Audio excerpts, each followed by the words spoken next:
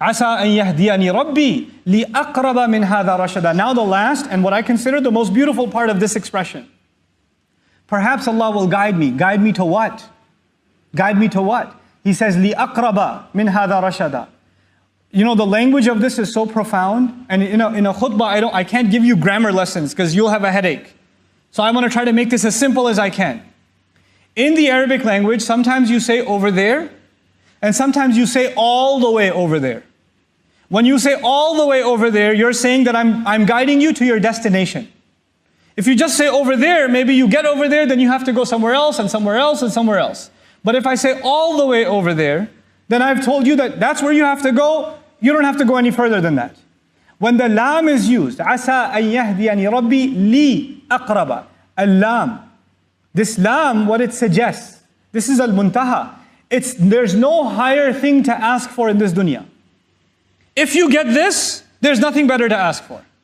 If the word ila was used, then you get there, then you go for something else and go for something else. You see? So what I'm asking Allah in this ayah, and what you're asking Allah in this ayah, is for something that if you have it, there is nothing better.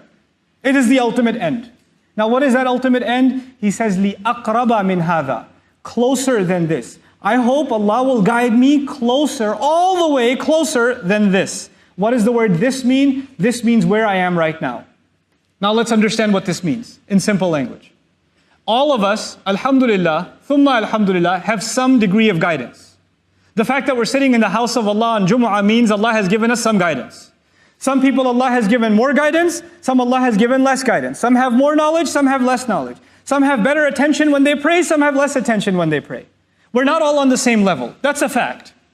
But you know what this dua is telling you? My ultimate goal is to get closer to Allah than I am today. I am not here to compare myself to someone else. I am just here to compare myself from where I am right now. If I can just work on getting better than what I am right now, that is the ultimate success before Allah. There is no higher success. You will never become perfect, I will never become perfect. All we can work on is becoming a little bit better, and then a little bit better, and then a little bit better. Just getting a little closer to Allah and a little closer. And if a person dies becoming closer to Allah, they are successful. And a lot of people, you know what they do? They compare themselves to others. Well, this one's already memorized the entire Quran. Look at how they recite. They're at the masjid every single day. They're there before the adhan is even called. They're worshiping Allah so much more. They're so much more knowledgeable. They have so much more. They know Arabic. They know tafsir. They know this. They know that. Or they dress better as Muslims than I do. Don't compare yourself to anybody else. That's not what Allah wants. Allah is not going to put you next to someone else and compare. He doesn't even want you to compare yourself to others in dunya. Forget akhirah. Not even in dunya. لا تتمنوا ما فضل الله به بعضكم على بعض. Don't wish for what other people have. What Allah has given some preference over others. Don't do that to yourself. So what are we learning then? We're learning that if, for example, you're starting to recite Quran today, you're 35 years old, you haven't even opened the book for 30 years, and you decide to start reading Quran today, you can't even get through Bismillah, you don't even know what a ba looks like anymore. Now you have to learn like children. There are people who are your age who can read like adults, but you have to read like a child. But that's okay. That's okay. When you learn even that alif or that ba, and you make a little bit struggle closer to Allah, and you died that way, maybe you're better than even a alim. Maybe you're better than a hafiz of Quran, who memorized the whole book but has no appreciation, didn't want to make themselves a better person. Because who wants to make themselves a better person is in the heart, and Allah knows that. So don't underestimate where you are with Allah. People can underestimate you, Allah does not underestimate you. People make it sound like guidance from Allah is hard, it's expensive, it doesn't come easy. And Allah is opening the doors of it wide open. He's just asking for you and me to embrace it and say, Ya Allah, guide me. Bring me a little closer to yourself. لِأَقْرَبَ مِنْ هَذَا رَشَدًا. In terms of uprightness, in terms of guidance. The last word of this ayah, رَشَدًا, actually acknowledges that the fact that you're making this dua means that you're already on some guidance. That you shouldn't say that I'm misguided.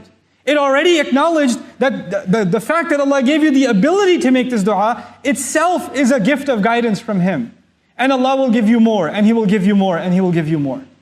This is the optimism of the Muslim.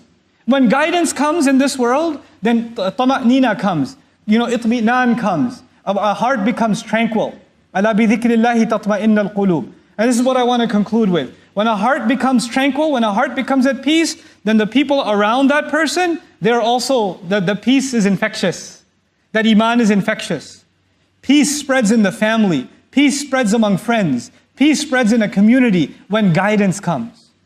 If the problem of the world is conflict, hatred, if the problem of the world is war, then the solution to that is not other policies or more weapons. That's not the solution. It's not economic sanctions. What humanity needs is guidance. Because without guidance, you can't have peace. You just can't. فَأَيُّ الْفَرِيقَيْنِ أَحَقُّ بِالْأَمْنِ إِن كُنتُمْ تَعْلَمُونَ الَّذِينَ آمَنُوا. Who deserves more peace? Those who believed, those who came to iman.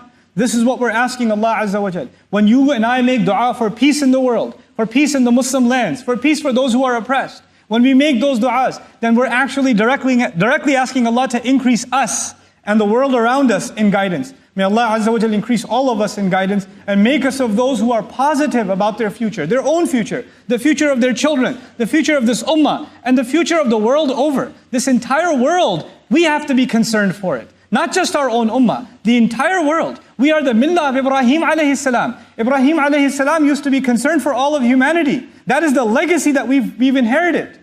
So we have to be optimistic about the entire world. May Allah Azza wa Jal make us that way and make our future generation a beaming example of what it means to live the beautiful teachings of this book.